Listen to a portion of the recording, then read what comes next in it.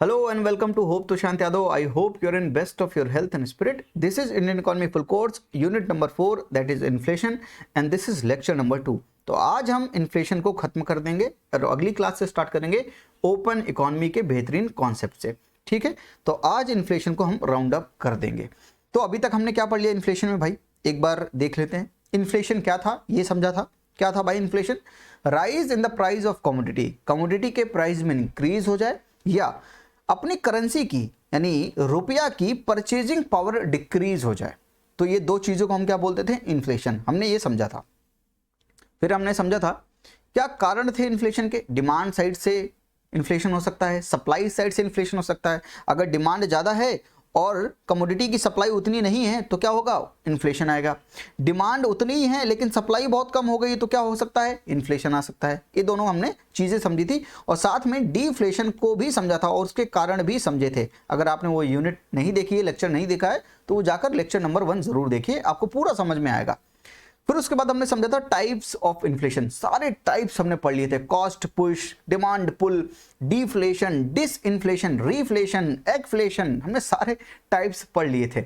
आप comment box में बताइए कि भाई डीफ्लेशन और डिसइन्फ्लेशन में क्या अंतर है, ये दोनों के बीच में आप डिफरेंस क्या है वो जरूर कमेंट बॉक्स में लिखिए ताकि मुझे पता चल सके कि आप वाकई में मुझे फॉलो कर रहे हैं, आप पढ़ रहे हैं। ठीक है, वरना मेरी मेहनत बेकार जा रही होगी। फिर आज हम पढ़ेंगे फाइटिंग इन्फ्लेशन।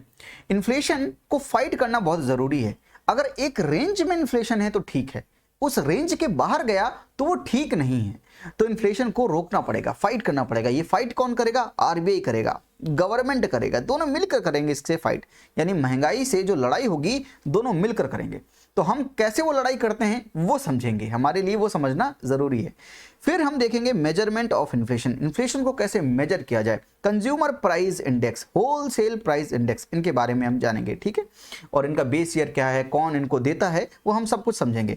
साथ में समझेंगे इंडेक्स ऑफ इंडस्ट्रियल प्रोडक्शन और इंडेक्स ऑफ 8 कोर इंडस्ट्रीज, वो भी हम साथ में समझेंगे। तो ये सारी चीजें हम करेंगे और साथ में हम यूपीएससी का प्रीवियस ईयर क्वेश्चंस, इस टॉपिक से किस तरह से उन्होंने क्वेश्चंस पूछे हैं, जैसा कि हम पिछली क्लास में भी हमने ऐसा किया था, इस क्लास में भी हम वैसा ही करेंगे और देखेंगे कि प्रीवियस ईयर क्वेश्चंस किस तरह से पूछे गए हैं और उसी अकॉर्डिंग हम तैयारी करेंगे।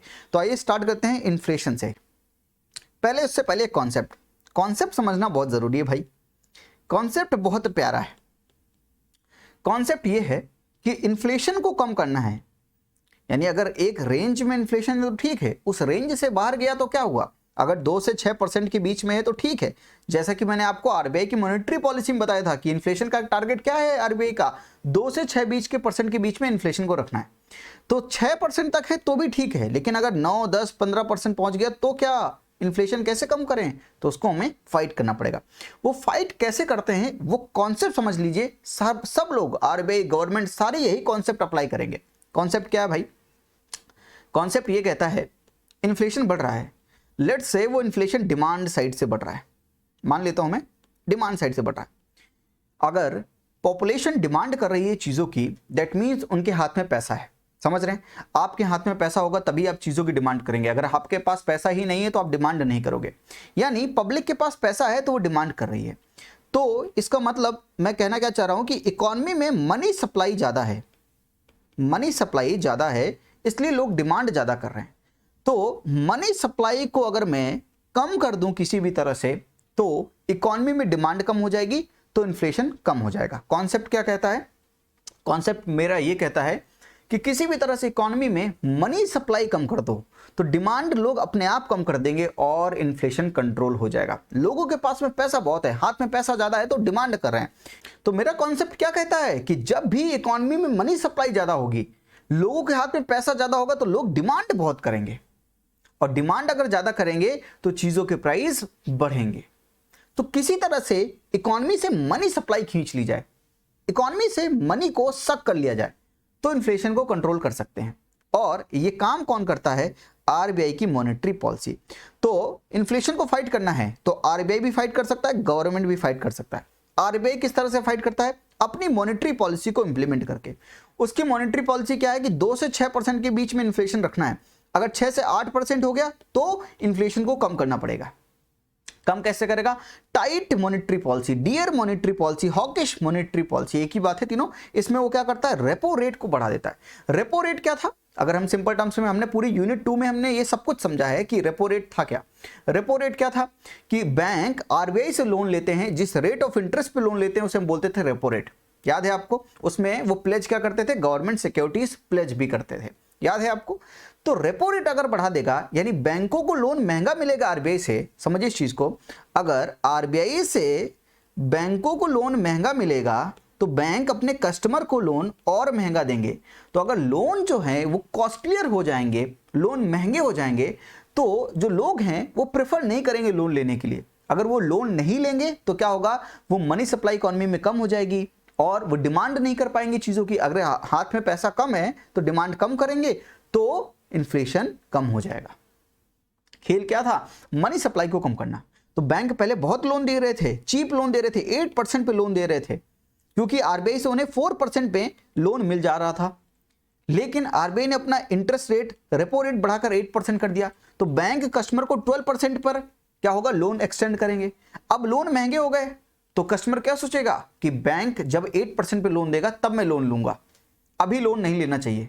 तो लोन नहीं लेगा तो इकोनॉमी में मनी सप्लाई कम हो जाएगी, क्योंकि लोन जो बैंक दे रहा था वो इंजेक्ट नहीं हो पाएगा। तो मनी सप्लाई कम होगी और जैसे ही मनी सप्लाई कम होगी तो डिमांड कम हो जाएगी और इन्फ्लेशन कंट्रोल हो जाएगा। समझे इस कॉन्सेप्ट को? तो आरबीआई क्या कर सकती है? टाइट मॉनेटरी पॉलिसी को फॉलो कर सकती है। ये हमने सब कुछ पढ़ा है यूनिट नंबर 2 में। अगर आपने पूरी प्लेलिस्ट को फॉलो नहीं किया है तो हो सकता है आपको दिक्कत आ रही हो समझने में, पर अगर आपने फॉलो किया है तो आपका सारे डॉट्स कनेक्ट होंगे। यही तो इकोनॉमी का कॉन्सेप्ट है, सारे डॉट्स को आपस में कनेक्ट करना है, ठीक है? तो आरबीआई अपनी मॉनेटरी पॉलिसी को, टाइट मॉनेटरी पॉलिसी फॉलो करेगा जब इन्फ्लेशन बढ़ जाएगा। तो फिर गवर्नमेंट क्या कर सकता है? गवर्नमेंट भी स्टेप्स ले सकता है। कैसे? टैक्स डिडक्शन और एग्जम्पशन सब्सिडी बेनिफिट्स जो प्रोड्यूसर्स को दी जा रही है। समझिए इस चीज को, प्रोड्यूसर्स को, तो जो प्रोड्यूस कर रहे हैं, जो मैन्युफैक्चर कर रहे हैं, उनको हम टैक्स डिडक्शन दे सकते हैं, हम उनको एग्जम्पशन दे सकते हैं, सब्सिडी दे सकते हैं। क्यों? ताकि उनकी कॉस्ट ऑफ प्रोडक्शन कम हो जाए। अगर कॉस्ट ऑफ प्रोडक्शन कम हो जाएगी तो जो चीज वो 10 रुपए की बेच रहे थे, क्योंकि कॉस्ट ऑफ प्रोडक्शन उसका कम हो गया तो वो 8 रुपए की बेचेंगे, तो उनकी कॉम्पिटिटिवनेस बढ़ेगी, लोग उनका सामान ज्यादा खरीदेंगे, तो वो ज्यादा डिमांड आएगी, तो वो ज्यादा प्रोड्यूस भी करना चाहेंगे। तो किसी तरह से क्या करें हम? कॉस्ट ऑफ प्रोडक्शन जो है वो कम कर दें। कैसे कम कर देंगे? गवर्नमेंट सब्सिडी देगी, गवर्नमेंट टैक्स डिडक्शन दे सकती है प्रोड्यूसर्स को। याद रखिएगा, प्रोड्यूसर्स को देने की बात हो रही है। अगर कंज्यूमर को दे दिया गवर्नमेंट ने सब्सिडी और हाथ में पैसा दे दिया तो वो डिमांड और ज्यादा करने लगेंगे, तो इन्फ्लेशन और बढ़ जाएगा। यहां पर प्रोड्यूसर्स लिखा है मैंने, तो कंफ्यूज मत होइएगा। प्रोड्यूसर क्यों लिखा है? क्योंकि ये सप्लाई साइड को मैनेज कर रहा है। सप्लाई साइड को कैसे? क्योंकि सप्लाई बहुत कम है, इस वजह से इन्फ्लेशन है। तो क्या हो रहा है? सप्लाई को बढ़ाना पड़ेगा। तो सप्लाई को बढ़ाने के लिए क्या कर सकती है गवर्नमेंट? गवर्नमेंट टैक्स डिडक्शन दे सकती है प्रोड्यूसर्स को, सब्सिडी दे सकती है प्रोड्यूसर्स को। उससे क्या होगा? कॉस्ट ऑफ प्रोडक्शन कम हो जाएगा, और कॉस्ट ऑफ प्रोडक्शन कम होगा तो जो सामान चीप मिलने लगेगा तो उसकी डिमांड बढ़ने लगेगी और उसको और ढेर सारा उसको प्रोडक्शन कर सकता है, वो और ज्यादा प्रोड्यूस करने की कोशिश करेगा, तो सप्लाई ज्यादा हो जाएगी, और सप्लाई ज्यादा हो जाएगी तो इन्फ्लेशन कम हो जाएगा। ठीक है, तो पहला स्टेप गवर्नमेंट ये ले सकती है। दूसरा स्टेप क्या? Curtailing fiscal deficit. Fiscal deficit आप जानते हैं कि गवर्नमेंट कितना बोरो करती है, किस लिए? अपने रेवेन्यू एक्सपेंडिचर और कैपिटल एक्सपेंडिचर को फाइनेंस करने के लिए। याद है आपको, revenue expenditure and non debt creating capital expenditure को फाइनेंस करने के लिए जितना भी गवर्नमेंट को लोन लेना पड़ता था उसे हम फिस्कल डेफिसिट कहते थे। इसका मतलब है फिस्कल डेफिसिट, डेफिसिट का मतलब है गवर्नमेंट को घाटा हो रहा है, यानी गवर्नमेंट का एक्सपेंडिचर ज्यादा है उसके रेवेन्यू से, तभी तो घाटा हो रहा है। एक्सपेंडिचर ज्यादा है रेवेन्यू से तभी घाटा हो रहा है। एक्सपेंडिचर ज्यादा क्यों है? क्योंकि गवर्नमेंट बहुत ढेर सारा एक्सपेंडिचर करती है। गवर्नमेंट, डेवलपिंग नेशन की गवर्नमेंट जो होती है वो बहुत ढेर सारा एक्सपेंडिचर करती है। मनरेगा में पैसा दे रही है, इंफ्रास्ट्रक्चर क्रिएट कर रही है, रेलवेज बनवा रही है, रोडवेज, हाईवेज, ये सारा काम कर रही है। तो उसकी वजह से क्या हो रहा है? गवर्नमेंट का एक्सपेंडिचर ज्यादा है। गवर्नमेंट जब एक्सपेंडिचर ज्यादा करती है, मनरेगा में जब लोगों को पैसा देगी तो लोगों के हाथ में पैसा बहुत ज्यादा आता है। जब लोगों के हाथ में पैसा ज्यादा आता है तो डिमांड ज्यादा करते हैं, जिसकी वजह से इन्फ्लेशन बहुत बढ़ जाता है। तो इन्फ्लेशन अगर कम करना है तो डिमांड साइड के लिए क्या करें? उनके हाथ से पैसा खींचें। यानी अगर गवर्नमेंट अपना एक्सपेंडिचर कम करेगी, अगर फिस्कल डेफिसिट कम कर दे यानी एक्सपेंडिचर कम कर दे, तो उससे क्या होगा? लोगों के हाथ में ज्यादा पैसा नहीं देगी तो उससे क्या होगा? लोग डिमांड कम करेंगे। तो आप कनेक्ट कर पा रहे हैं फिस्कल डेफिसिट का क्या रिलेशन है इन्फ्लेशन से? समझे इस चीज को, डिमांड साइड से बात हो रही है। तो पहला हमने बात की सप्लाई साइड से कैसे और डिमांड साइड से कैसे, ठीक है। कर्टेलिंग स्कीम एंड सब्सिडी, यानी ऐसी स्कीम और सब्सिडी को हम बंद कर दें या कम कर दें that increases money in the hands of beneficiary without increasing production. समझिए, प्रोडक्शन को इंक्रीज नहीं कर रहा, ऐसी स्कीम या सब्सिडी जो प्रोडक्शन को इंक्रीज नहीं कर रही है, यानी सप्लाई को इंक्रीज नहीं कर रही है, ऐसे लोगों को हाथ में पैसा दे रही है जिसकी वजह से केवल डिमांड बढ़ रही है। मनरेगा में आपने गड्ढा खुदवाया, उसके बाद क्या किया आपने, गड्ढा खुदवाने के उनको पैसे दिए, गड्ढा खुदवाने से कुछ प्रोडक्शन तो बढ़ा नहीं, उससे क्या हुआ, लोगों के हाथ में पैसा डायरेक्ट आया। जब लोगों के हाथ में पैसा आया तो लोगों ने क्या किया, डिमांड करना शुरू किया। डिमांड करेंगे तो इन्फ्लेशन बढ़ जाएगा क्योंकि सप्लाई तो बढ़ाई नहीं आपने। तो ऐसी स्कीम को और सब्सिडीज को बंद कर दिया जाए जिससे बेनिफिशियरी के हाथ में पैसा ज्यादा आ रहा है और उसकी वजह से प्रोडक्शन नहीं बढ़ रहा है, उसकी वजह से केवल डिमांड बढ़ रही है। तो ऐसी स्कीम्स को बंद कर देना चाहिए या कम कर देना चाहिए, उन पे एक्सपेंडिचर कम कर देना चाहिए, ठीक है, समझे इस चीज को। Next, order RBI to issue bonds. तो आरबीआई को ये कह सकती है कि बॉन्ड जो है आप इशू कर दीजिए ताकि लोग क्या करें, बॉन्ड में इन्वेस्ट करें। क्या था भाई, बॉन्ड का पेपर आपको पता ही है कि अगर बॉन्ड का पेपर लोग खरीदेंगे तो पेपर लोगों के हाथ में जाएगा और लोग उसके बदले में पैसा देंगे। पैसा किसको देंगे, आरबीआई के पास पैसा आएगा, बैंकों के पास पैसा आएगा। तो जब किसी ने बॉन्ड का पेपर खरीदा और उसने पैसा पे किया तो उसने अपने हाथ से जो है पैसा किसी और को दे दिया, तो अब उसके हाथ में पैसा नहीं है, केवल बॉन्ड का पेपर है, तो वो डिमांड कम करेगा। जब डिमांड कम करेगा तो इन्फ्लेशन कम हो जाएगा। तो यानी बॉन्ड इशू करके, इन्फ्लेशन इंडेक्स बॉन्ड इशू कर दो, सॉवरेन गोल्ड बॉन्ड जो है वो इशू कर दो, तो उससे क्या होगा, लोग बॉन्ड में इन्वेस्ट करेंगे और जब बॉन्ड में इन्वेस्ट करेंगे तो उनके पास हाथ में कम पैसा बचेगा कहीं और चीजों की डिमांड करने के लिए, तो उसकी वजह से इन्फ्लेशन कम हो सकता है, ठीक है। नेक्स्ट, सप्लाई साइड के लिए क्या मेजर्स ले सकते हैं, इसेंशियल कमोडिटीज एक्ट। तो गवर्नमेंट क्या कर सकती है कि इस लिमिट से बाहर आप जो है स्टोर नहीं कर सकते हो, किसी भी कमोडिटी का स्टोरेज आप नहीं कर सकते हो एक सर्टेन लिमिट के बाद। तो क्या होगा भाई, एक लिमिट से ज्यादा आप स्टोर नहीं कर पाएंगे तो आपको सप्लाई बढ़ानी पड़ जाएगी, सप्लाई बाहर आएगा तो सप्लाई बढ़ेगी, जाहिर सी बात है। तो अगर स्टोरेज कम होगा तो सप्लाई मार्केट में ज्यादा होगी, जब मार्केट में कमोडिटी की सप्लाई ज्यादा होगी तो इन्फ्लेशन कम हो जाएगा। तो ऐसी चीजें कर सकती है। एसेंशियल कमोडिटी एक्ट आपने पढ़ा होगा, स्टॉक लिमिट्स, मैं इसी की बात कर रहा था। Minimum export price, minimum export price का मतलब है कि एक प्राइस के नीचे आप एक्सपोर्ट कर ही नहीं सकते हो। अगर मैं राइस की बात करूं, चलिए राइस की बात कर लेते हैं। अगर मैं राइस की बात करूं, लेट से राइस का जो डोमेस्टिक मार्केट में प्राइस है वो है 40 रुपीज और गवर्नमेंट कह रही है इन प्रोड्यूसर से कि आप 100 रुपीज के नीचे तो आप एक्सपोर्ट ही नहीं कर सकते हो, यानी बाहर अगर आपको बेचना है तो 100 रुपीज के ऊपर बेचो। उससे क्या होगा, बाहर जब लोग 100 रुपीज के ऊपर बेचेंगे तो जब इंटरनेशनल मार्केट में वो राइस जाएगा तो उसकी कॉम्पिटिटिवनेस कम होगी। अगर चाइना साथ में 40 रुपीज का बेच रहा है और इंडिया वाले वही राइस 100 रुपीज का बेच रहे हैं तो लोग चाइना का जो है राइस खरीदना चाहेंगे। तो उससे क्या होगा, इंडियन जो लोग होंगे वो ज्यादा एक्सपोर्ट कर ही नहीं पाएंगे। जब ज्यादा एक्सपोर्ट नहीं कर पाएंगे तो इंडिया में उस कमोडिटी की अवेलेबिलिटी ज्यादा होगी, जब अवेलेबिलिटी ज्यादा होगी तो सप्लाई ज्यादा होगी, सप्लाई ज्यादा होगी तो इन्फ्लेशन कम हो जाएगा। रिलेशन क्या समझा रहा हूं मैं आपको इतनी देर से, समझाने की कोशिश मेरी यही है कि किसी तरह से सप्लाई बढ़ा दो या तो डिमांड कम कर दो। डिमांड कैसे कम करना है आपने देख लिया, सप्लाई कैसे ज्यादा करनी है ये आपने समझ लिया। देखिए, तो मिनिमम एक्सपोर्ट प्राइस से उन्होंने क्या किया गवर्नमेंट ने कि एक मिनिमम प्राइस के ऊपर ही आप एक्सपोर्ट कर सकते हो। तो अगर आप एक मिनिमम प्राइस के ऊपर ही एक्सपोर्ट कर सकते हो तो आपकी कॉम्पिटिटिवनेस खराब हो जाएगी, उसकी वजह से इंटरनेशनल मार्केट में आपका सामान कोई लेगा ही नहीं, तो आपको जाहिर सी बात है डोमेस्टिक मार्केट में उस सामान को बेचना पड़ेगा, क्योंकि स्टॉक लिमिट्स भी तो तय कर रखी है गवर्नमेंट ने एसेंशियल कमोडिटीज पे। तो उसकी वजह से क्या होगा, इन्फ्लेशन कम हो जाएगा क्योंकि सप्लाई ज्यादा से ज्यादा बढ़ जाएगी। एफसीआई यानी food corporation of India open market sale scheme, यानी एफसीआई क्या करता है, खूब ढेर सारा जो है अपना पास जो भी उसने व्हीट और राइस को प्रोक्योर किया है वो मार्केट में, ओपन मार्केट में सेल करने के लिए निकल जाता है। जब वो ओपन मार्केट में सेल करेगा तो उसकी वजह से क्या होगा, व्हीट को, राइस को, तो उसकी सप्लाई बढ़ेगी, सप्लाई बढ़ेगी तो इन्फ्लेशन कम हो जाएगा। तो फूड कॉर्पोरेशन ऑफ इंडिया ऐसे भी स्टेप्स ले सकता है। Offering increased MSP to farmers for a particular crop, यानी लेट्स से इन्फ्लेशन अनियन में बहुत ज्यादा है, अनियन में इन्फ्लेशन बहुत ज्यादा है क्योंकि अनियन की सप्लाई कम है। सप्लाई बढ़ाने के लिए क्या करे गवर्नमेंट, क्या करे अगले साल कहे कि अनियन का मिनिमम सपोर्ट प्राइस इतना है, यानी बढ़ाकर खूब ढेर सारा कर दे। लेट्स से पहले 500 था मिनिमम सपोर्ट प्राइस, आप कहते हैं 1000 रुपए है मिनिमम सपोर्ट प्राइस, तो मिनिमम सपोर्ट प्राइस का मतलब क्या है कि अगर इस प्राइस से नीचे आपको अगर मार्केट में कोई कह रहा है कि मैं उससे सामान खरीदूंगा, तो आप गवर्नमेंट को सामान बेच दो। फार्मर्स, अगर मिनिमम सपोर्ट प्राइस से नीचे कोई आपको फार्मर्स को प्राइस ऑफर कर रहा है, तो फार्मर क्या कर सकता है कि गवर्नमेंट को अपना सारा अनाज बेच सकता है मिनिमम सपोर्ट प्राइस पे। यानी गवर्नमेंट फार्मर को एश्योरिटी देती है कि चिंता मत करो, जितना भी प्रोडक्शन होगा मैं 1000 रुपए के हिसाब से आपसे खरीद लूंगी। तो इसका मतलब है कि जब एमएसपी ज्यादा हो जाएगी जिस कमोडिटी की, तो फार्मर क्या चाहेगा, फार्मर सिक्योर फील करेगा उस प्रोडक्शन, उस पर्टिकुलर क्रॉप का प्रोडक्शन करने में। तो उसकी वजह से क्या होगा, फार्मर जो होगा वो अनियन का प्रोडक्शन करना शुरू करेगा। तो फार्मर सप्लाई बढ़ा देगा अनियन की, और जैसे ही सप्लाई बढ़ जाएगी तो क्या होगा, इन्फ्लेशन कम हो जाएगा। तो गवर्नमेंट ये स्टेप्स ले सकती है। तो सप्लाई साइड को मैनेज करने के लिए और डिमांड साइड को मैनेज करने के लिए, दोनों साइड को मैनेज करने के लिए सर्टेन स्टेप्स गवर्नमेंट ले सकती है। अगर सप्लाई साइड की बात करें तो हमने क्या पढ़ा, tax deduction, exemption, subsidy, benefits to producers, ठीक है, ये हमने पढ़ा।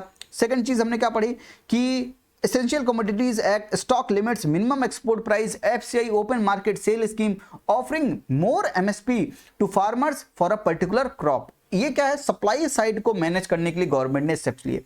डिमांड साइड को मैनेज करने के लिए अपना जो है फिस्कल डेफिसिट कम कर दे, ऐसी स्कीम्स और सब्सिडीज को कर्टेल कर दे जिसकी वजह से लोगों के हाथ में पैसा ज्यादा आ रहा है। आरबीआई को कह दे कि बॉन्ड इशू कर दो, बॉन्ड इशू करने से क्या होगा, लोगों के हाथ से पैसा खींच लो उनको बॉन्ड देकर, तो उससे क्या होगा भाई, इन्फ्लेशन कम हो जाएगा क्योंकि लोग डिमांड कम करेंगे।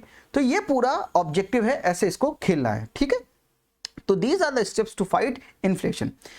लेकिन ऐसी परिस्थिति भी आ सकती है कि डीफ्लेशन जैसी सिचुएशन आ जाए, यानी इन्फ्लेशन को 2 से 6% के बीच में रखना है, लेकिन हो सकता है -1% इन्फ्लेशन आ जाए, यानी डीफ्लेशन आ जाए। तो क्या करें उस सिचुएशन में, वो सिचुएशन भी तो हमारे लिए ठीक नहीं है, तो इसको भी हैंडल करना पड़ेगा। तो आरबीआई क्या कर सकती है, जस्ट अपोजिट सोचिए, चीप और easy dovish monetary policy, cheap money policy, यानी रेपो रेट को अगर कम कर दे, रेपो रेट को कम करेगी तो बैंकों के जो लोन होंगे वो चीपर हो जाएंगे, लोन चीपर होंगे तो लोग लोन खूब ढेर सारा लेंगे, तो उससे क्या होगा भाई, वो डिमांड ज्यादा करेंगे तो इकोनॉमी में इन्फ्लेशन बढ़ जाएगा।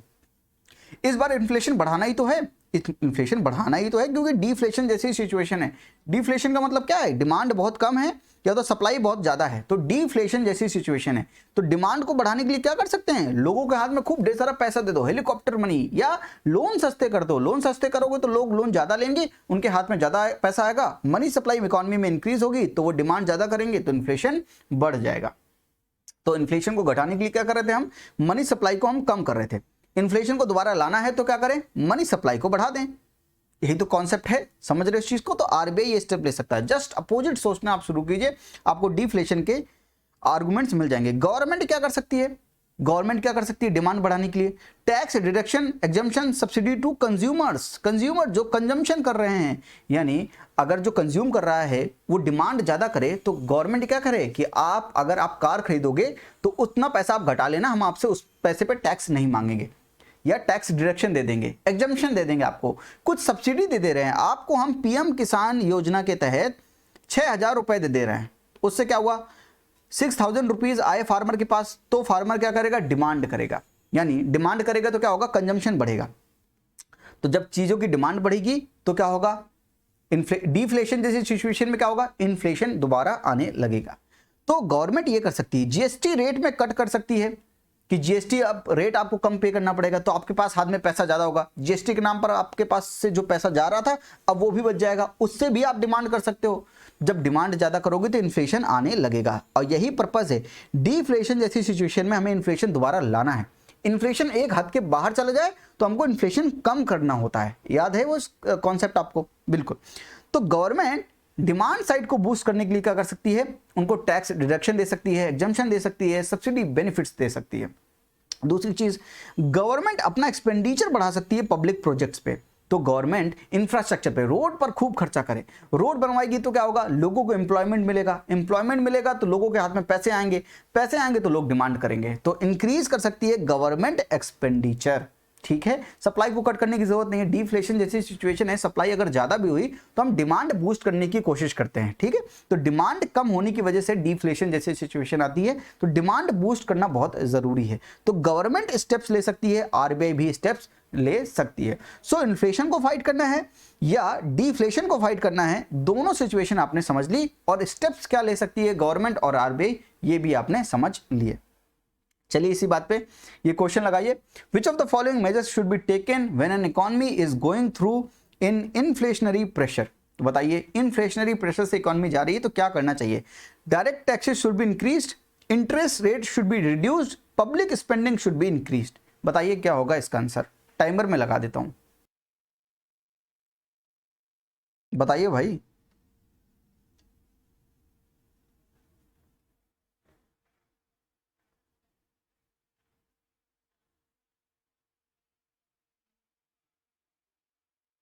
Time up.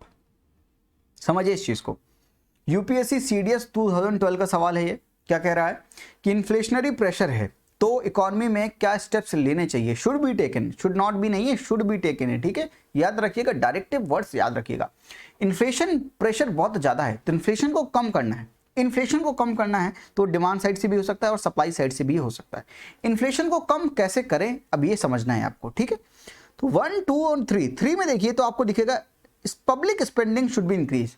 अगर गवर्नमेंट बहुत एक्सपेंडिचर करने लगेगी तो गवर्नमेंट का एक्सपेंडिचर बढ़ेगा, तो गवर्नमेंट डेवलपमेंटल पर्पस के लिए एक्सपेंडिचर करती है तो लोगों को पैसा देगी, लोगों को एम्प्लॉयमेंट देगी तो लोगों को पैसा देगी, हाथ में लोगों के पास पैसा आएगा तो लोग डिमांड ज्यादा करेंगे, तो इन्फ्लेशनरी प्रेशर जो है वो और बढ़ जाएगा, कम नहीं होगा। तो हमें कम करना है तो ऑप्शन नंबर 3 तो बिल्कुल नहीं होगा, तो यहां से सी तो उड़ा दीजिए, ठीक है। अब बचे option number 1 and option number 2। Direct taxes should be increased. Direct tax अगर आप बढ़ा देंगे, डायरेक्ट टैक्स अगर आप बढ़ा देंगे तो क्या होगा भाई, लोगों के हाथ में कम पैसा आएगा, टैक्स के नाम पर ज्यादा पैसा चला जाएगा गवर्नमेंट के पास, तो लोगों के हाथ में कम पैसा बचेगा। लोगों के हाथ में कम पैसा बचेगा तो लोग क्या करेंगे, डिमांड कम करेंगे, डिमांड कम करेंगे तो इन्फ्लेशन कम हो जाएगा। तो 1 तो होना चाहिए, ठीक है, 1 होना चाहिए, यानी ये बी ऑप्शन नहीं हो सकता, 1 एंड ए और डी में आंसर होगा। क्या होगा भाई, the interest rate should be reduced. अब समझिए, अगर इंटरेस्ट रेट कम हो जाएंगे, इंटरेस्ट रेट अगर कम हो गए तो क्या होगा भाई, इंटरेस्ट रेट कम होगा तो बैंक जो है लोन चीप देंगे, चीप लोन में लोग लोन ज्यादा लेंगे, मनी सप्लाई इकोनॉमी में इंक्रीज होगी, लोग डिमांड ज्यादा करेंगे और इन्फ्लेशन बढ़ा देंगे। तो सेकंड नहीं होना चाहिए, सेकंड नहीं होना चाहिए, तो आंसर क्या हो जाएगा, ओनली 1। कुछ इस तरह से आपको कॉन्सेप्चुअल दिमाग लगाकर ऐसे सवाल करने हैं, यानी कॉन्सेप्ट सोचना है। कॉन्सेप्ट मैंने आपको समझाया, मनी सप्लाई का खेल है, इन्फ्लेशन को कम करना है, यानी किसी भी तरह से मनी सप्लाई को कम करना है। जो भी ऑप्शन मनी सप्लाई को बढ़ा रहा है उसको उड़ा दीजिए आप। पब्लिक स्पेंडिंग मनी सप्लाई को बढ़ा देगा, उड़ा दीजिए। इंटरेस्ट रेट रिड्यूस करोगे तो मनी सप्लाई बढ़ जाएगी, उड़ा दीजिए। ऑप्शन क्या बचा, direct taxes should be increased. ऐसे करना है आपको सवाल, ठीक है भाई। चलिए आगे बढ़ते हैं फिर। अब इन्फ्लेशन को मेजर कैसे किया जाए, measurement of inflation in India. तो पढ़ते हैं कंज्यूमर प्राइस इंडेक्स क्या होता है। सीपीआई क्या है भाई, सीपीआई समझते हैं, कंज्यूमर प्राइस इंडेक्स क्या है। एक बास्केट लीजिए, उस बास्केट में कुछ गुड्स को डालिए, कुछ सर्विसेज को डालिए। तो एक बास्केट लिया आपने, उसमें कुछ गुड्स को रखा आपने, कुछ सर्विसेज को रखा। सर्विसेज तो आपको दिखेंगे नहीं, जाहिर सी बात है, गुड्स आपको जरूर देखेंगे। उनके क्यूमुलेटिव प्राइस में कितना इंक्रीज हुआ, ये इंक्रीज जितना होगा उसे हम बोलेंगे इन्फ्लेशन। इन्फ्लेशन तो इकोनॉमी में, पूरी इकोनॉमी में कितना इन्फ्लेशन है, तो उसके लिए हम क्या करते हैं, एक मेजरमेंट यूज करते हैं, कंज्यूमर प्राइस इंडेक्स। क्या करते हैं, उसमें एक बास्केट लेते हैं, उसमें कुछ गुड्स रखते हैं, कुछ सर्विसेज रखते हैं, और उसमें देखते हैं कितना उनके प्राइस में इंक्रीज हो रहा है। जितना भी प्राइस में इंक्रीज हो रहा है, rise in the price of commodity, उसको हम क्या बोलेंगे, इन्फ्लेशन। यानी यहां पर क्या होगा, कंज्यूमर प्राइस इंडेक्स इन्फ्लेशन। समझे इस चीज को, यानी हमने कैसे कैलकुलेट किया, कंज्यूमर प्राइस इंडेक्स निकाला। यानी इंडेक्सिंग क्यों की हमने, लेट से हमने बेस ईयर में, बेस ईयर हमने मान लिया 2011-12 का, वहां पर हमने मान लिया कि उसके प्राइस थे, जितना भी हमने बॉक्स लिया उसका प्राइस था 100 रुपीज, और 2020 में उसका प्राइस हो गया, उसी बॉक्स के 100 रुपीज का प्राइस हो गया 150 रुपीज। तो कितना हो गया इन्फ्लेशन भाई, 50% इन्फ्लेशन बढ़ गया। समझ रहे इस चीज को, अरे ओवरली आपको समझ में आ रहा है मैंने क्या बोला, फिर से मैं समझा देता हूं। लेट से बेस ईयर में, लेट से 2011-12 है बेस ईयर, वहां पर क्यूमुलेटिव इस बास्केट का जितना भी क्यूमुलेटिव सामान है उसका हमने प्राइस मान लिया 100 रुपीज़ है, यानी क्यूमुलेटिव जितना भी बास्केट में जितने भी सामान है गुड्स एंड सर्विसेज उनका प्राइस हमने मान लिया उस समय 100 रुपीज़ है। तो अगर 2011-12 में 100 रुपीज़ है और मैं 2020 में निकाल रहा हूँ और उसी पूरे बॉक्स का प्राइस है 150 रुपीज़, तो इन्फ्लेशन कितना आ गया इतने सालों में? 150 माइनस 100 अपॉन 100 इंटू 100, यही तो कर रहा हूँ, 50 अपॉन 100 इंटू 100 यानी 50%। भाई सी सेट तो आनी चाहिए ना इतनी, तो 50% इन्फ्लेशन हो गया। यानी हम क्या कर रहे हैं, एक बास्केट ले रहे हैं, वहां पर गुड्स एंड सर्विसेज को रख रहे हैं और देख रहे हैं कि बेस ईयर में इस बास्केट का कितना प्राइस था, करंट ईयर में उसका कितना प्राइस है। तो हम ऐसा भी कर सकते हैं कि बेस ईयर से भी देख सकते हैं कितना प्राइस बढ़ा है, और हम ऐसा भी कर सकते हैं कि ईयरली देख लें तो कितना प्राइस बढ़ रहा है। यानी लेट्स से 2011-12 में 100 रुपीज़ था उस बास्केट का प्राइस, फिर 14 हो गया, फिर 110 हो गया, याद है मैंने आपको ऐसा करके दिखाया था। उसके बाद 115 हो गया, 20 हो गया, तो आपने पिछले साल देखा कि 110 था, अब 120 हो गया, तो आपने देखा कितने का डिफरेंस है, पिछले साल कितना प्राइस था इंटू 100 आपने इन्फ्लेशन निकाल लिया। तो हम यही तो कर रहे थे। तो हम एक बेस ईयर को लेके चलेंगे, बेस ईयर में कितना प्राइस होगा इस बास्केट का, 100 रुपीज़ होगा। उसके बाद जितना भी बढ़ेगा उसको हम क्या बोलेंगे, इन्फ्लेशन आ रहा है। लेकिन सीपीआई हमने ईयर ऑन ईयर देखा था, लेकिन सीपीआई जो है वो मंथ वाइज कैलकुलेट होता है, यानी मंथ ऑन मंथ कैलकुलेट होता है। कैसे भाई, हम क्या देखते हैं, जैसे लेट्स से नवंबर 2020 का आपको इन्फ्लेशन निकालना है सीपीआई, तो आप क्या करोगे, देखोगे नवंबर 2019 में इस बास्केट का कितना प्राइस था। लेट्स से इस बास्केट का 120 प्राइस था, तो नवंबर 2020 में कितना हो गया, लेट्स से 130 हो गया, तो कितना इन्फ्लेशन आ गया, 130 माइनस 120 अपॉन 120 इंटू 100, यानी 10 अपॉन 120 इंटू 100, 100 बाई 12 अप्रॉक्स 8%, यानी इन्फ्लेशन कितना आ गया, 8% इन्फ्लेशन आ गया।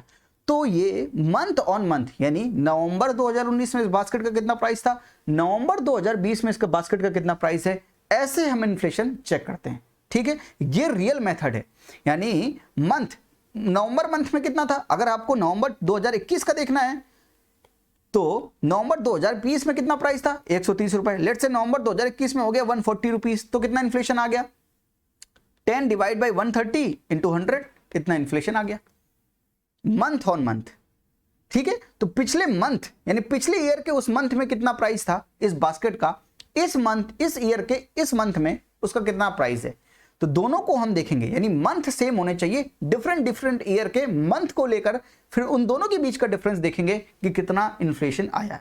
तो सीपीआई कुछ इस तरह से काउंट करते हैं, समझे आप इस चीज को। यानी जो मैंने आपको ईयर ऑन ईयर बताया था कि ईयर में इतना है, 2011 में 100 है, 2012 में वो है, वैसे एक्चुअली कैलकुलेट नहीं करते हैं। कैलकुलेट कैसे करते हैं, मंथ में, कि किस पिछली ईयर के 2019 साल के नवंबर में क्या था, 2020 के नवंबर में कितना प्राइस है, तो अब देखते हैं कि नवंबर मंथ में कितना इन्फ्लेशन आ गया है। ठीक है, कंज्यूमर प्राइस इंडेक्स क्लियर है आपको, ठीक है भाई। तो इसको कैलकुलेट कौन करता है, लिख लीजिए आप, calculated by NSO, national statistical office. पहले कौन करता था, सीएसओ करता था, सेंट्रल स्टैटिस्टिकल ऑफिस, उसको NSSO, national sample survey organisation से मर्ज करके एनएसओ बना दिया गया है, नेशनल स्टैटिस्टिकल ऑफिस। ये किस मिनिस्ट्री के अंदर है, ministry of statistics and programming implementation, MoSPI के अंदर है ये ऑफिस, एनएसओ ऑफिस, जो कि कंज्यूमर प्राइस इंडेक्स को कैलकुलेट करता है। लिख लिया। इसका यूज हम कब से करने लगे हैं, 2014 के बाद से हम इसका यूज करते हैं। सीपीआई-सी यानी कंज्यूमर प्राइस इंडेक्स कंबाइंड, मैं समझाऊंगा कंबाइंड क्या है। इसका यूज करते हैं, इसको रिकमेंड किया था उर्जित आर पटेल कमेटी ने। उर्जित आर पटेल गवर्नर साहब भी रहे हैं आरबीआई के, उन्होंने ये रिकमेंड किया था कि हमको सीपीआई बेस्ड इन्फ्लेशन को यूज करना चाहिए। ठीक है, तो पहले क्या यूज करते थे, पहले हम यूज करते थे wholesale price index. Wholesale price index यानी होलसेल में जब हम कोई चीज सामान खरीदते हैं तो उनमें कितना प्राइस में इंक्रीज हो रहा है, उनमें कितना इन्फ्लेशन आ रहा है, उसको हम काउंट करते थे। कैसे, कौन कैलकुलेट करता था, calculated by office of economic adviser, DPIIT, department for promotion of industry and industrial trade, ministry of commerce and industry. तो ये कैलकुलेट करती है होलसेल प्राइस इंडेक्स, आज भी करती है, पर इसका यूज हम नहीं करते हैं। इसका यूज हम नहीं करते हैं, किसका यूज करते हैं, कंज्यूमर प्राइस इंडेक्स का यूज करते हैं।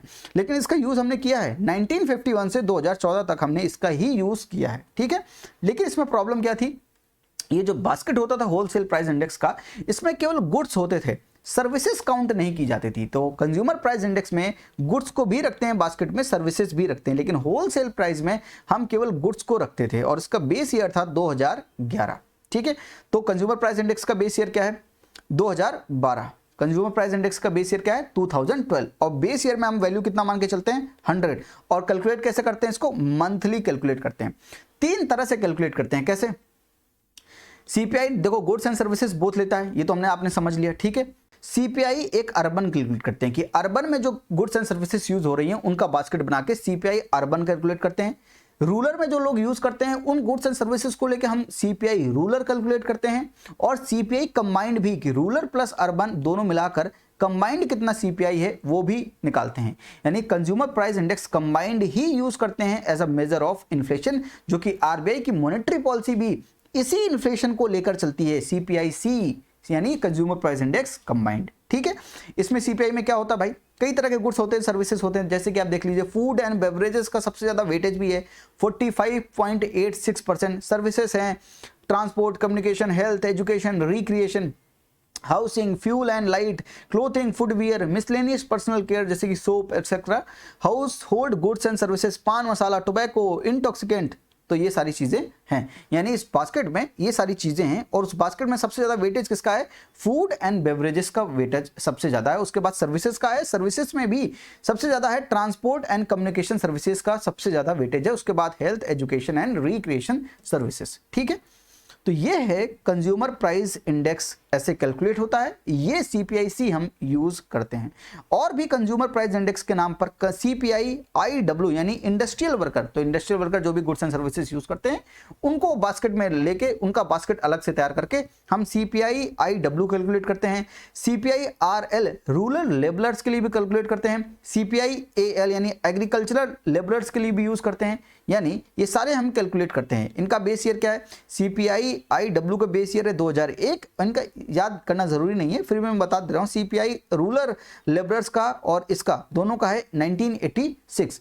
कैलकुलेट कौन करता है? लेबर मिनिस्ट्री के अंदर एक लेबर ब्यूरो है, वो कैलकुलेट करता है। तो ये कभी कभी पूछ लेता है कि इनको कैलकुलेट कौन करता है? Labour bureau, labour ministry MoSPI calculate नहीं करता है, एनएसओ कैलकुलेट नहीं करता है। ठीक है, तो कौन कैलकुलेट करता है? लेबर ब्यूरो इसको कैलकुलेट करता है।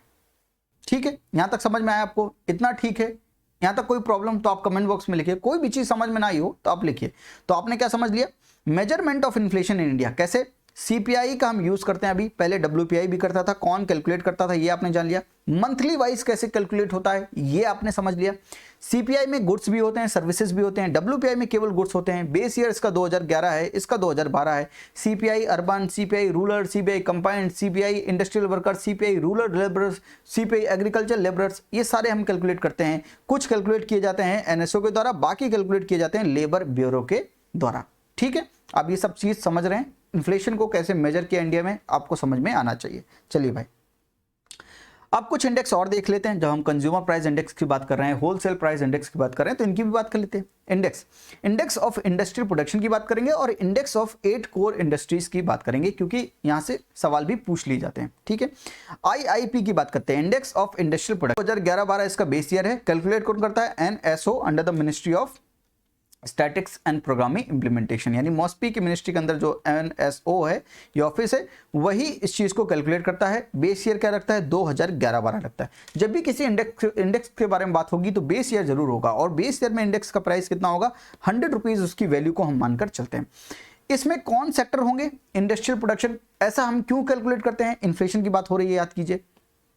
यहां पर क्या बात हो रही है? इंडेक्स ऑफ इंडस्ट्रियल प्रोडक्शन, यानी इंडस्ट्रीज प्रोड्यूस कितना कर रही है, यानी सप्लाई की बात कर रहे हैं। अगर इससे हमें सप्लाई का एक आइडिया मिलेगा, आईआईपी अगर हम निकालेंगे तो हमको आइडिया मिलेगा कि सप्लाई की वजह से है, डिमांड की वजह से इन्फ्लेशन है। अगर आईआईपी ठीक है, अच्छा है, यानी इंडस्ट्रीज प्रोड्यूस अच्छा कर रही हैं, तो उसकी वजह से इन्फ्लेशन सप्लाई साइड से तो नहीं आएगा, फिर तो डिमांड साइड से आना चाहिए। समझ रहे इस चीज को? इसलिए हम आईआईपी भी कैलकुलेट करते हैं। क्या सेक्टर्स होते हैं? Mining, manufacturing and electricity. तो माइनिंग हो गया, मैन्युफैक्चरिंग होगा, इलेक्ट्रिसिटी। मैन्युफैक्चरिंग में सब कुछ durable goods, non durable goods, ठीक है, consumer goods, intermediate goods, capital goods, सारे गुड्स यहीं पर होते हैं मैन्युफैक्चरिंग में। ठीक है, और मैन्युफैक्चरिंग का ही सबसे ज्यादा वेटेज भी होता है। ठीक है, तो 3 सेक्टर हैं, माइनिंग, मैन्युफैक्चरिंग एंड इलेक्ट्रिसिटी।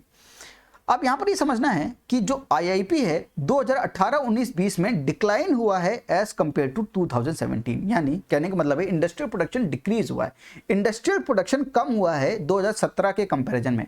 तो 2018, 19 में क्यों कम हुआ? 20 का तो समय समझ में आता है, क्योंकि 2020 में लॉकडाउन हो गया तो इंडस्ट्रीज वर्क नहीं कर पाई, तो प्रोड्यूस क्या ही करेंगी, उसकी वजह से इंडस्ट्रियल प्रोडक्शन कम हो गया। लेकिन 2018, 19 में ऐसा क्या हुआ समझते हैं। बैंकों का एनपीए प्रॉब्लम बहुत ज्यादा है। क्यों? आपने सुना होगा IL&FS क्राइसिस, आपने सुना होगा। उसकी वजह से क्या हो गया? डिफॉल्ट हो गया, डिफॉल्ट कर दिया इन्होंने, तो बैंकों के लोनों को वापस नहीं दिया, तो उसकी वजह से एनपीए प्रॉब्लम आ गई। एनपीए आप समझते हैं, यूनिट नंबर 2 देखिएगा, रेफर कीजिएगा, एनपीए आपको समझ में आएगा। तो नॉन परफॉर्मिंग एसेट बढ़ गए बैंकों के।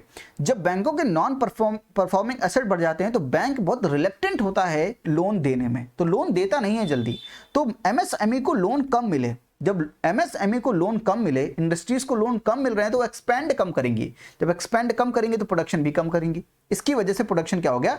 डिक्लाइन हो गया। तो जितना एमएसएमई को लोन मिलना चाहिए था उतना लोन मिला नहीं। सेकंड प्रॉब्लम क्या है? प्रोटेक्शनिज्म।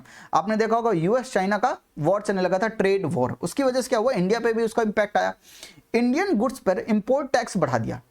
तो फॉरेन कंट्रीज ने, यूएसए ने इंडियन गुड्स पे अगर इंपोर्ट टैक्स बढ़ा दिया तो उसकी वजह से क्या होगा? उसकी डिमांड कम हो जाएगी। क्यों? इंपोर्ट टैक्स लगेगा तो प्राइस, वो कमोडिटी महंगा हो जाएगा इंटरनेशनल मार्केट में। अगर वो कमोडिटी महंगा हो गया इंटरनेशनल मार्केट में तो उसकी कॉम्पिटिटिवनेस कम हो जाएगी। कॉम्पिटिटिवनेस कम होगी तो डिमांड भी कम हो जाएगी। और किसी चीज का अगर डिमांड नहीं है तो उसको प्रोड्यूस करके एक्सपोर्ट करने का कोई मतलब नहीं है, तो प्रोडक्शन भी कम हो जाएगा, तो इंडस्ट्रियल प्रोडक्शन कम हो जाएगा। ठीक है। तीसरा रीजन है decrease demand in automobile and real estate sector. Automobile sector में स्लो डाउन देख रहे थे, वहां पर डिमांड इतनी थी नहीं। तो जब ऑटोमोबाइल की डिमांड नहीं होगी, रियल एस्टेट सेक्टर की, बिल्डिंग्स की, घर की डिमांड नहीं होगी, तो क्या होगा भाई? स्टील और सीमेंट जो प्रोडक्शन कर रही होंगी इंडस्ट्रीज, वो भी अपना प्रोडक्शन कम कर देंगी। क्यों कम कर देंगी? अरे कोई घर ही नहीं बनाएगा तो स्टील और सीमेंट की जरूरत कहां पड़ेगी? तो उसकी भी तो डिमांड कम हो जाएगी। यानी किसी चीज से अटैच कोई चीज है तो वो भी कम हो जाएगी।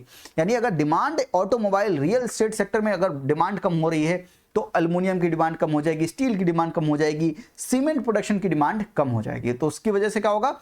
इनकी डिमांड कम होगी। तो इंडस्ट्रियल जो आपने देखा है, माइनिंग, मैन्युफैक्चरिंग और इलेक्ट्रिसिटी, तो मैन्युफैक्चरिंग में स्टील और सीमेंट का मैन्युफैक्चर कर रहे हैं, तो उनकी डिमांड कम होने की वजह से इनका प्रोडक्शन भी कम हो जाएगा। तो ओवरऑल आईआईपी भी कम हो जाएगा। यानी index of industrial production come, decline हुआ, तो उसके रीजन कुछ थे। क्या?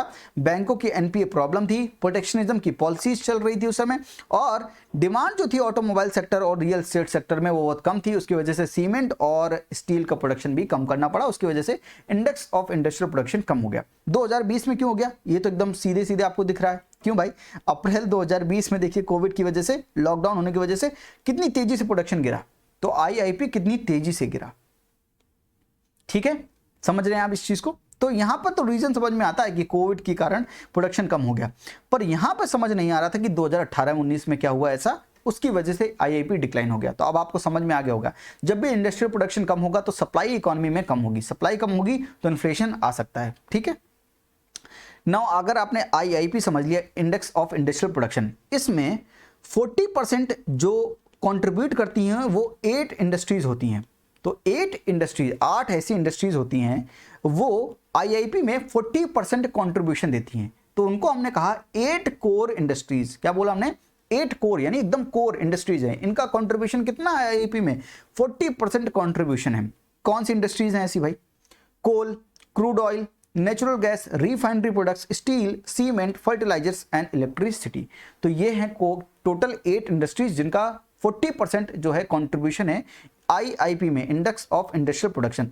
तो हम सोच रहे हैं जो टॉप प्लेयर्स हैं, जो 8 मेन प्लेयर हैं, इनका भी एक इंडेक्स निकालें कि इनकी वजह से कितना प्रोडक्शन में कमी या ज्यादा आ रहा है, यानी इनकी वजह से कितनी गिरावट है इकोनॉमी में, प्रोडक्शन में, सप्लाई में, या कितना बढ़ रहा है। ठीक है। तो इनका भी इंडेक्स अलग से निकाला हमने, इंडेक्स ऑफ 8 कोर इंडस्ट्रीज कहा हमने उसको। तो इसमें 8 कोर इंडस्ट्रीज हैं। इनको आप एक निनोमिक से याद रख सकते हैं, CCCFRENS। कैसे भाई? देखिए, कोल, क्रूड ऑयल, और ये क्या है? सीमेंट। F क्या है? फर्टिलाइजर। R क्या है? Refinery, electricity, natural gas and steel. CCC friends. ठीक है। तो फ्रेंड नहीं है, और CC का मतलब आप समझ सकते हैं, फ्रेंड्स के लिए यूज हो रहा है, तो कौन सा C है?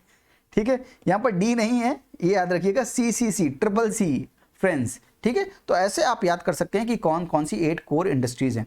और ये याद रखिएगा, इनमें सबसे ज़्यादा कंट्रीब्यूशन किसका है, रिफाइनरी प्रोडक्ट का 28.04%। हाईएस्ट वेटेज किसका है, रिफाइनरी प्रोडक्ट का। उसके बाद किसका है, इलेक्ट्रिसिटी का। तो फ्रेंड्स में RE को याद रखिएगा, रे, फ्रेंड्स में, फ्रेंड्स आर के बिना फ्रेंड्स आप प्रोनाउंशिएट ही नहीं कर पाएंगे, तो RE को याद रखिएगा, आर का सबसे ज्यादा कंट्रीब्यूशन है, उसके बाद इलेक्ट्रिसिटी का कंट्रीब्यूशन है। ठीक है, समझ गए। तो इनका इंडेक्स निकालते हैं और देखते हैं कि इनकी प्रोडक्शन में कितनी गिरावट है, या कितना ज्यादा प्रोडक्शन ये कर रहे हैं। उसकी वजह से भी हमें एक आइडिया लग सकता है कि इकोनॉमी में सप्लाई कितनी है। टॉप प्लेयर्स को देख लें, ऐसे ही हम करते हैं नेशनल स्टॉक एक्सचेंज में, बॉम्बे स्टॉक एक्सचेंज में, सभी कंपनियां थोड़ी ना लिस्ट होती हैं, वहां पर कुछ मेन प्लेयर्स लिस्ट होते हैं। तो अगर हर स्कूल का अगर टॉपर लिस्टेड है, तो अगर टॉपर अच्छा कर रहा है, दैट मीन्स कि that school is also doing good, तो हम ऐसा मान कर चलते हैं। तो इस IIP में हमने कुछ 8 कोर इंडस्ट्रीज देख ली जिनका कंट्रीब्यूशन सबसे ज्यादा है, तो उनका भी एक अलग से इंडेक्स निकाल लिया कि इनका कंट्रीब्यूशन देख रहे हैं, साथ में ये देख लेते हैं कि यही कैसा परफॉर्म कर रही हैं। और इसी से फिर UPSC ने सवाल पूछ लिया। 2015 में पहला सवाल पूछा, index of 8 core industries which one of the following is given highest weightage. किसको हाईएस्ट वेटेज दिया गया है? देखिए, coal production, electricity generation, fertiliser production and steel production. बताइए इसका आंसर क्या है, क्या होगा भाई इसका आंसर? अभी तो बताया RE, आर तो दिख नहीं रहा आपको, रिफाइनरी प्रोडक्ट दिख रहा है नहीं। सेकंड कौन था, इलेक्ट्रिसिटी। क्या है यहां पर, इलेक्ट्रिसिटी जनरेशन। क्या हो जाएगा आंसर, इलेक्ट्रिसिटी जनरेशन। एक और पूछा था उसने 2012 के प्री में, क्या था, which of the following are 8 core industries of IIP। तो 8 कोर इंडस्ट्रीज कौन सी है, याद कीजिए, CCFRENS। ठीक है, इसमें कहीं भी आपको T नहीं दिखेगा। और ऑप्शन में आप देखेंगे cement, fertiliser, natural gas, refinery product and textile. Textile देख रहे हैं, T देखा आपने, मेरा नाम है तुषांत, T तो मैं नहीं देख रहा यहाँ पर, है ना। तो फिफ्थ को एलिमिनेट करेंगे, आपको 1 2 3 4 आपको ऑप्शन मिलेगा। B और D में देखेंगे तो 1 2 3 एंड 4 ऑप्शन है, क्योंकि सीमेंट भी है। ट्रिपल C में cement, crude oil and coal तीनों आते हैं। ठीक है, तो ये दोनों सवाल पूछे गए थे। अगर आपको आता होता, आपने पढ़ा होता, तो इन सवालों को जरूर आपने अटेम्प्ट किया होता और सही अटेम्प्ट किया होता। This is all about inflation. तो इन्फ्लेशन में इससे ज़्यादा आपको पढ़ने की ज़रूरत नहीं है, तो मैंने आपको सब कुछ अप्रॉक्स पढ़ा ही दिया इन्फ्लेशन में। तो इन्फ्लेशन क्या है, कॉजेस क्या हैं, ये हमने बताया आपको। उसके बाद हमने बताया टाइप्स ऑफ इन्फ्लेशन क्या है, इन्फ्लेशन को कैसे फाइट करें, उसके बाद मेजर कैसे करें, CPI, WPI। IIP भी हमने समझा कि सप्लाई साइड से अगर इन्फ्लेशन को कैसे चेक करें, कैसे चेक करें कि कितना प्रोडक्शन हो रहा है। अगर IIP में कमी हो रही है, यानी सप्लाई घट रही है, तो सप्लाई को बढ़ाने की जरूरत है। IIP में भी हमने 8 कोर इंडस्ट्रीज के इंडेक्स को भी देखा और समझा, साथ में UPSC के प्री के क्वेश्चंस को भी देखा कि किस तरह से पूछे गए, एकदम स्ट्रेट फॉरवर्ड सवाल पूछे गए।